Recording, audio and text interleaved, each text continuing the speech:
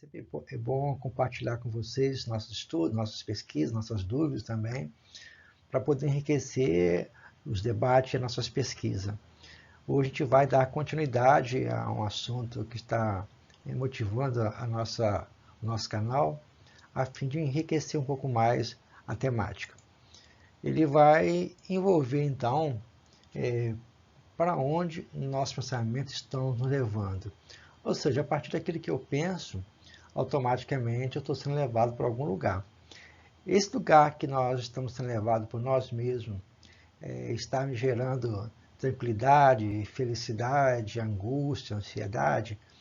Esse será então a nossa reflexão de hoje. Tentar assim, pontuar alguns conceitos, algumas diretrizes, para que individualmente cada um possa conseguir achar um caminho para poder minimizar essa ação negativa que às vezes surge e fortalecer as ideias positivas quando surgem também.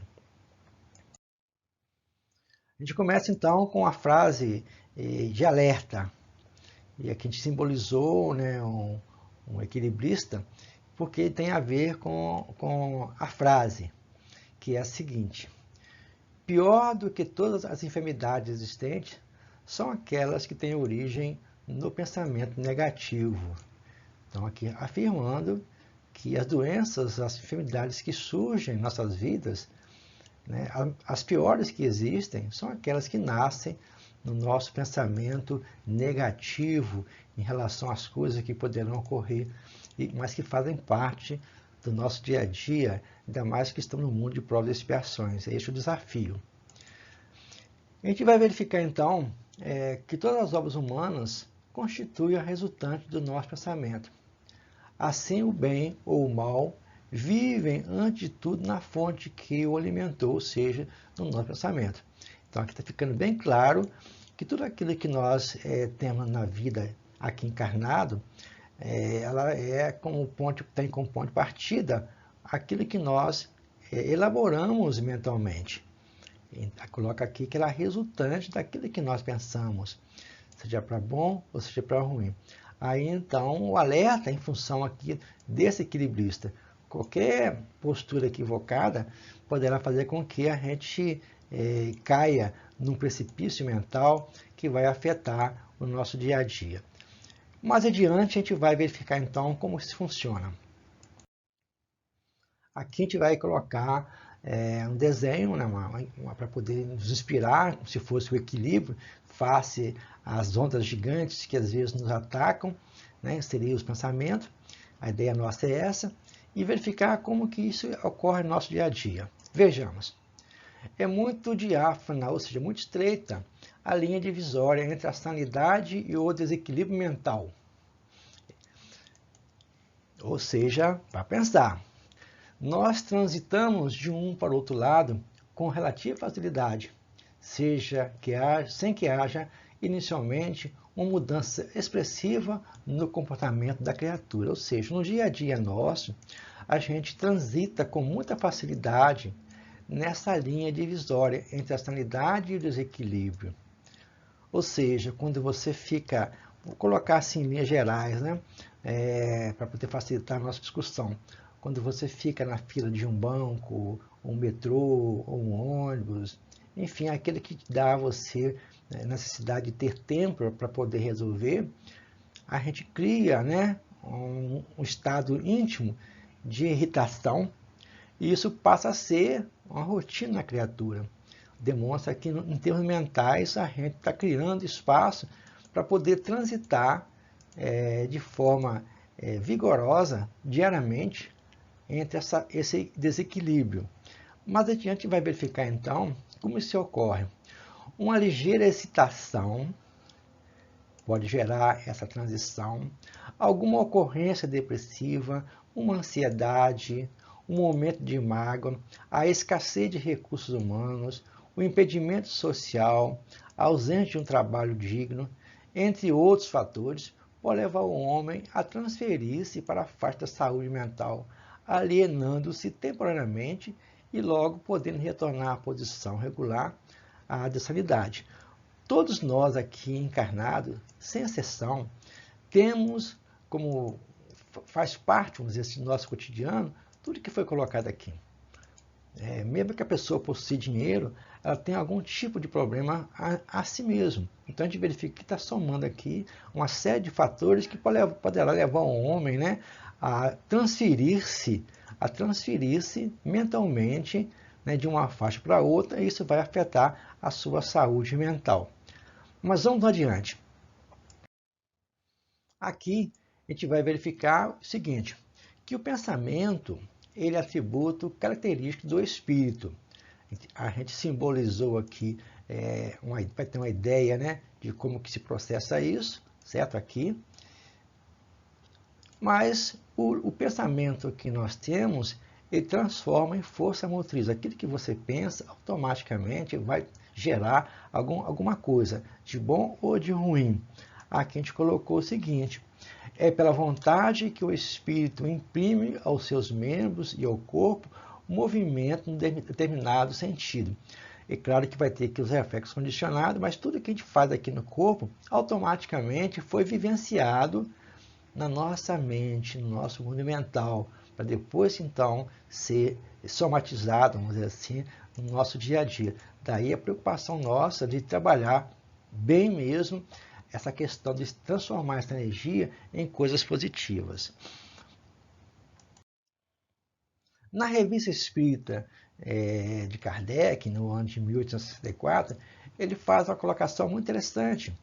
Ele fala que se ela tem força de agir sobre os órgãos materiais, quanto maior não deve ser essa força sobre os elementos fluidos que nos rodeiam.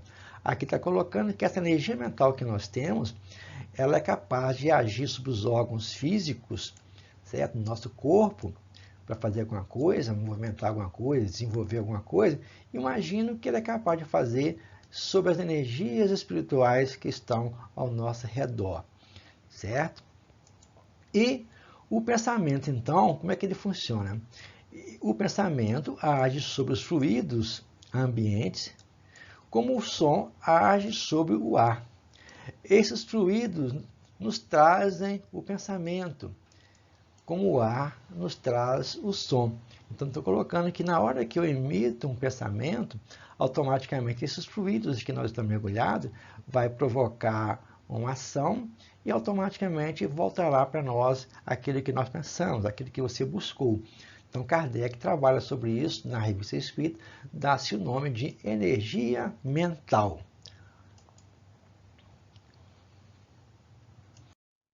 Aqui, a gente começa então a refletir o seguinte, podendo então afirmar que a mente é criadora da vida, portanto propicia a dor e o prazer na medida que nós cultivamos determinados tipos de pensamentos e vamos sentindo as emoções dos mesmos, certo?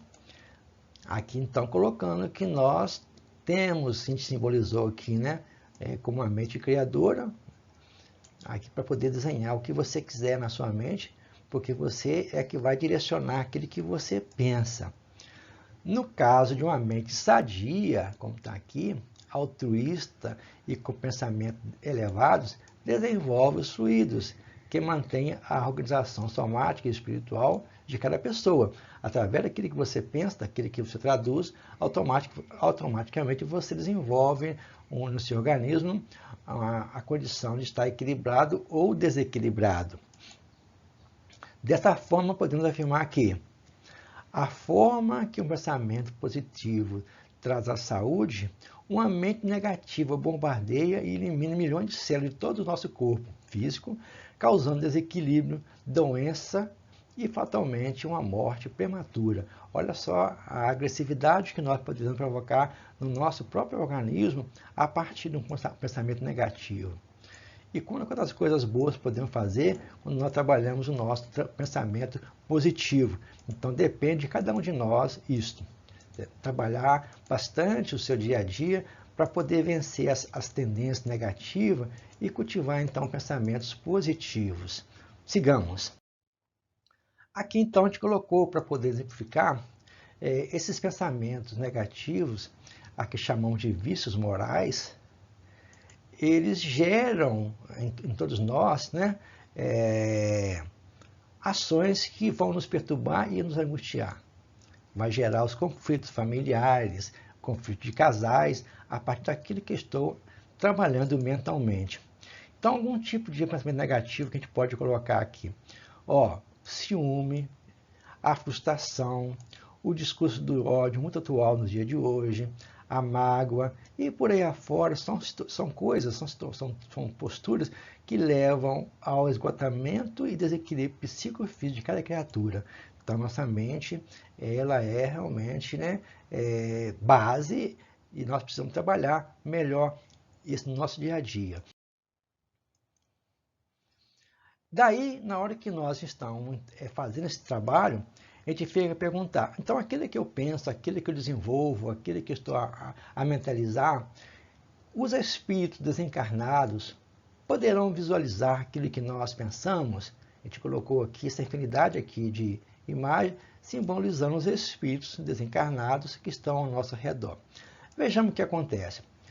Podem ver, pois constantemente nos rodeiam. Olha a gravidade. Mas aí, a pensar, cada um, ou seja, cada espírito aqui colocado, só vê aquilo que lhe dá atenção. Ou seja, eles só vão estar ao nosso lado, nos influenciando naquilo que lhe é peculiar, as nossas afinidades. Eles não se ocupam, olha só, não se ocupam com coisas que lhe são indiferentes. Quando o pensamento nosso é nobre, os bons vão estar ao nosso lado. Quando é um pensamento indigno, vão estar ao nosso lado, né? Porque eles estão tentando verificar que estão, dessa forma, né? Estar conosco dia a dia, para eles seria vantajoso, né?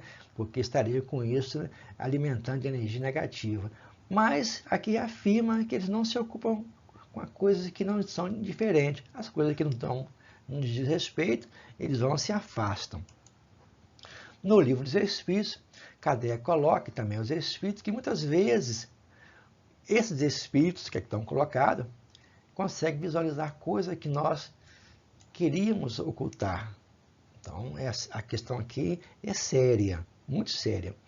Nesta hora, a gente verifica que a prece deverá ser, então, o nosso ponto de apoio.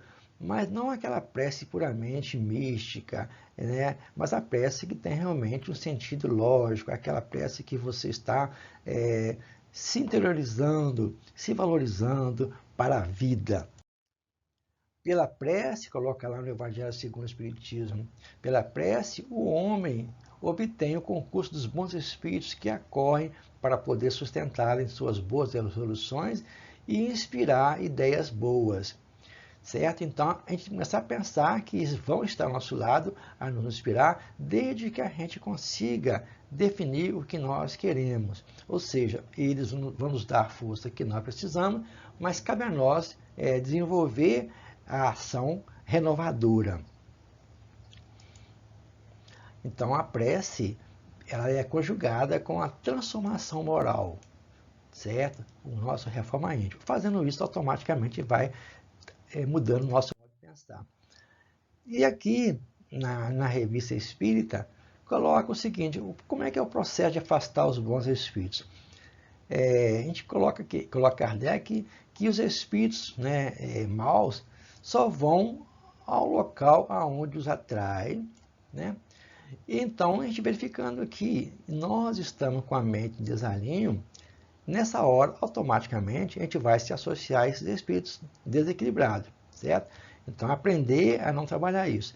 Na segunda frase, indica o caminho, e aqui embaixo conclui que as disposições morais são uma causa preponderante, ou seja, a nossa moral, a regra do bom proceder, dos bons costumes, vai nos ajudar muito.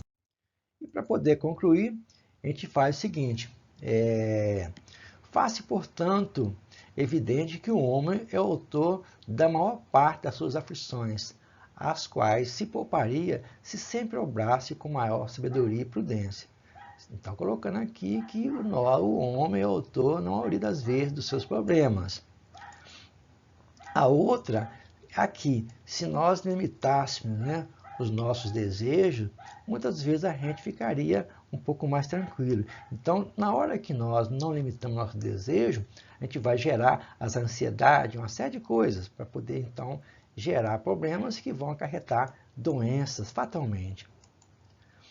Nesse contexto, a gente pode dizer, o Espiritismo, sem menosprezar demais doutrinas, é mais eficaz e mais fácil de tratar do gênero mental, porque trabalha o espírito, não apenas o corpo. Ele desempenha um papel relevante, né? Qual seja de prevenir o homem dos males que ele gera para si mesmo e de como evitar, como facultando-lhe o recurso para superar, ao mesmo tempo apoiando e enriquecendo os novos profissionais, né, da psicologia, da psiquiatria, da psicanálise. Ou seja, as pessoas que tiverem com problema, nós que tivermos com problema de ordem emocional, de ordem de pensamento, né, um pouco tumultuado, a gente vai procurar ajuda espírita, é importante, mas nada nos impede de procurar ajuda de setores que são profissionais do ramo para poder ajudar-nos a voltar ao equilíbrio. Era essa a nossa conversa de hoje, a gente agradece e até outro momento. Um abraço carinhoso a todos vocês.